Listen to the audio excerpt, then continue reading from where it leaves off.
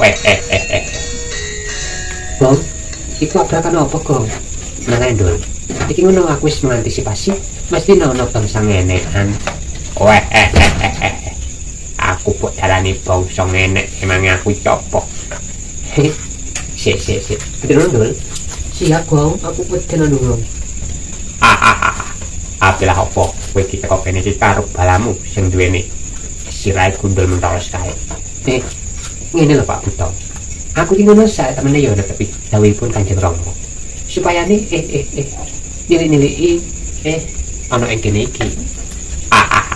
Ya. Aku kautus dening Sang Prabu Yeksa Buto kang ana ing kene iki ya kuasane Sang Prabu. Lah iku nek menurut bangsamu, iki menurut bangsaku yo daerah Karang Kadempel bagian roh kene. Ora iso. Iki ngono wis melanggar peraturan. Melanggar aturan ing bangsa Buto. Iku ora peraturan bangsamu. Iki dudu peraturanku. Lho, aja tenan.